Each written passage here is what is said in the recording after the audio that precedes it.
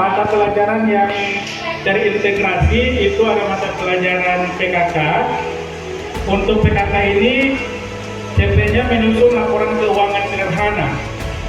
Mata pelajaran kedua matematika.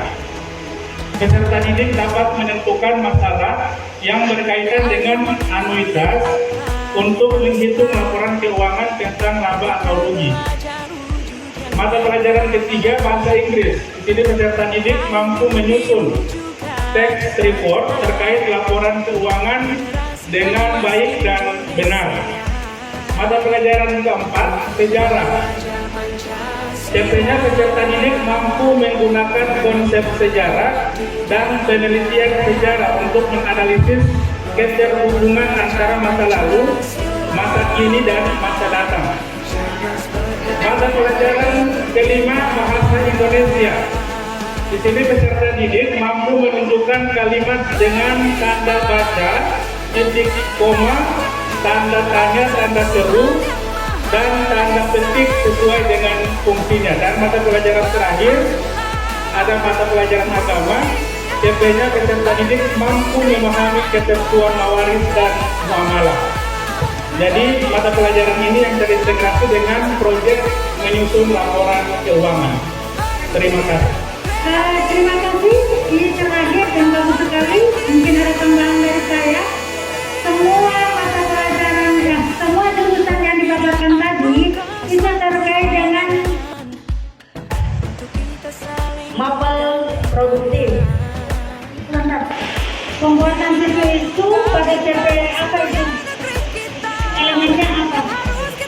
Itu peserta didik mampu menerapkan pada pembuatan gambar pola dan mencoba gambar kerja yang di PPD ini. Salah satunya pembuatan visual. Iya. Oke. Nanti diferensiasinya untuk jangan cuma itu, tetapi apa yang dimaui anak silakan. Ya. Yang penting proyeknya kita tahu gambarnya. Oke. Jangan fokus di situ ya. Bisa yang lain-lain dan ada. Ya. Mengintegrasi pada mata pelajaran yang pertama pendidikan agama. CP-nya peserta didik memahami manfaat menghindari penyakit sosial. Artinya dalam pembuatan produk itu kan biasanya ada anak yang bekerja, ada juga yang santai-santai. Biasanya kan ada kecemburuan sosial begitu. Dan dilihat dari akhlaknya. Oke, lanjut. PKN, mata pelajaran PKN itu CP-nya peserta didik mendeskripsikan rumusan dan keterkaitan sila-sila dalam Pancasila. Dalam mata pelajaran PKN ini membentuk sikap kerjasama dan saling menghargai. Karena biasanya dalam pembuatan produk itu tidak mungkin mereka apalagi mengerjakan sendiri, pasti harus ada kerjasama, saling bertukar pikiran, saling ada komunikasi yang baiklah. Selanjutnya mata pelajaran matematika. CP-nya peserta didik dapat menentukan panjang lebar suatu benda yang diukur. Dia akan dibuat melakukan pengukuran produk yang akan dibuat. Selanjutnya bahasa Indonesia. CP-nya peserta didik mampu menuliskan kalimat dengan tanda baca, titik, koma, tanda tanya, tanda seru, dan tanda petik sesuai dengan fungsinya. Artinya setelah mereka menyelesaikan produk, mereka harus mempresentasikan dan menyusun laporan dulu baru mempresentasikan.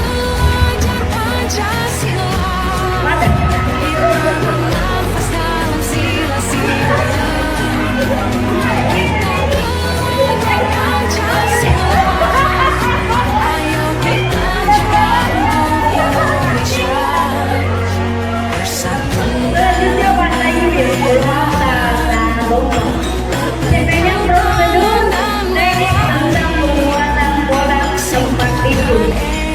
Di sini prosedur teknik. Itu yang saya dapat undang.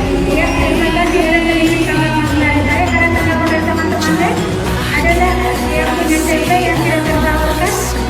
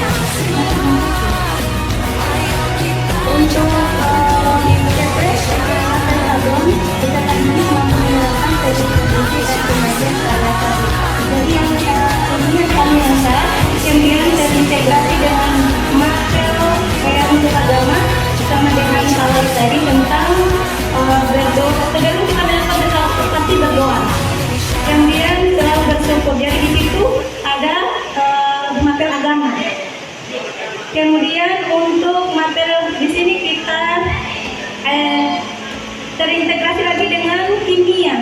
Karena dalam pembuatan sablon itu di sini melakukan pencampuran warna. Kemudian untuk selanjutnya untuk sablon lagi terintegrasi dengan mata pelajaran sejarah. Bagaimana sejarah perkembangan sablon.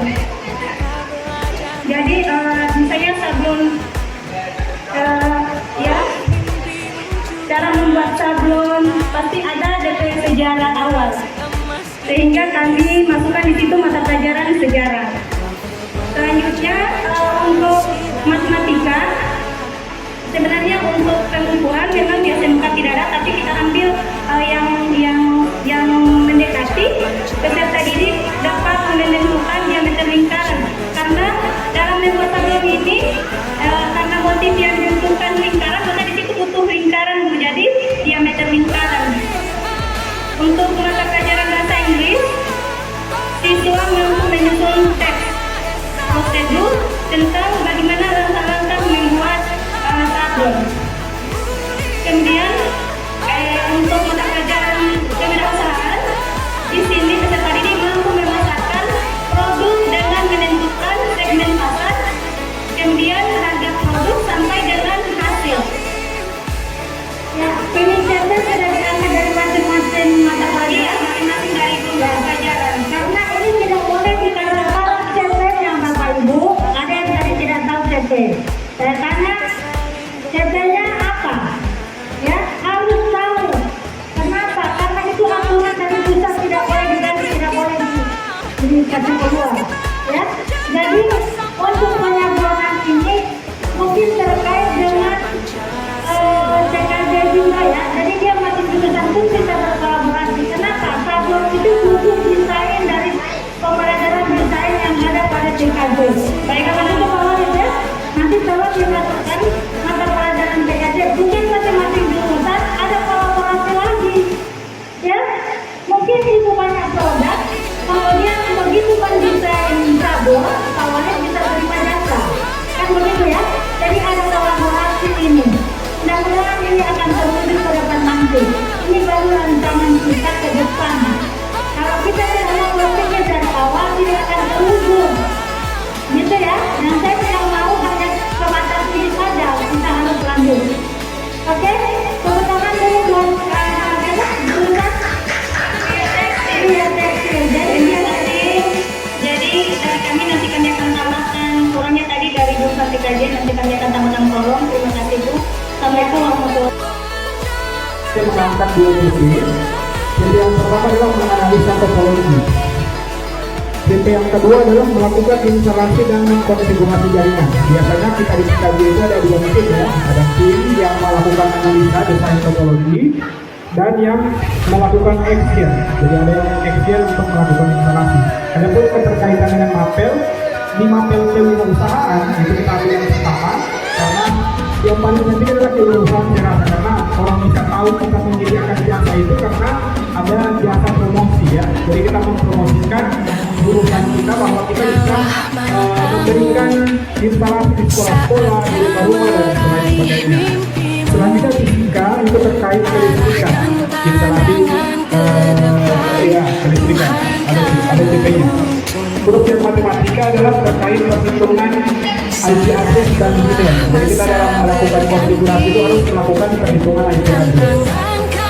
Selanjutnya bahasa Inggris adalah kita harus bisa membaca instruksi atau tutorial yang disajikan dalam bahasa Inggris. Jadi kompetensi reading juga termasuk di situ. Karena ketika itu kebanyakan tutorial yang baru itu dan belum terlalu menggunakan bahasa Inggris, belum ditranslate ke bahasa Indonesia. Selanjutnya untuk agama adalah elemen akhlak. Jadi kita harus ketika dalam melakukan kerjaan kita harus mengedepankan akhlak ya, akhlak yang baik tentunya. Karena kita saat ini sedang melakukan pendidikan pelayanan jasa. Jadi akhlak dalam perilaku kita harus baik. Dan yang terakhir adalah ya, sejarah saya hilangkan karena sejarah tadi katanya belum termasuk ya, tidak ada CP di kaji.